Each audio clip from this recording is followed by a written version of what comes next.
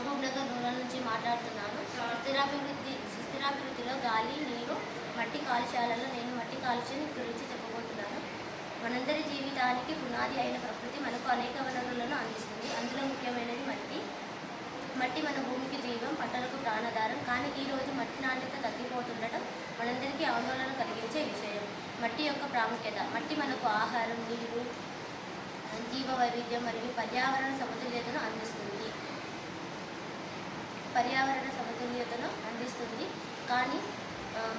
కానీ మట్టిలో రసాయనిక ఎరువుల వాడక, వినియోగం, భూసార నష్టం, అటవీ నాశనం వలన మట్టి మొత్తం కలుషితం అవుతుంది.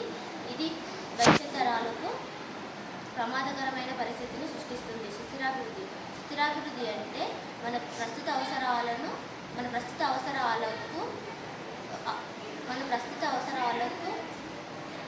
సుస్థిరాభివృద్ధి అంటే మన ప్రస్తుత అవసరాలకు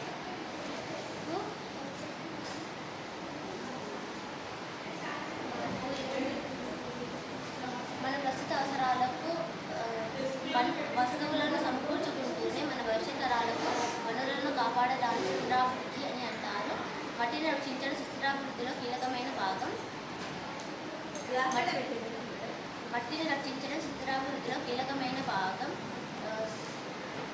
మట్టిని సంరక్షించడంలో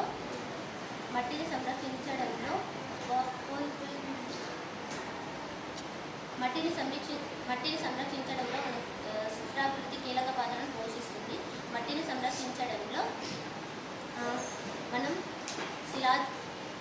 మనం సేంద్రియ ఎరువులను వాడాలి మరియు చెట్లను పెంచాలి, నీటి వనరులను వినియోగించాలి.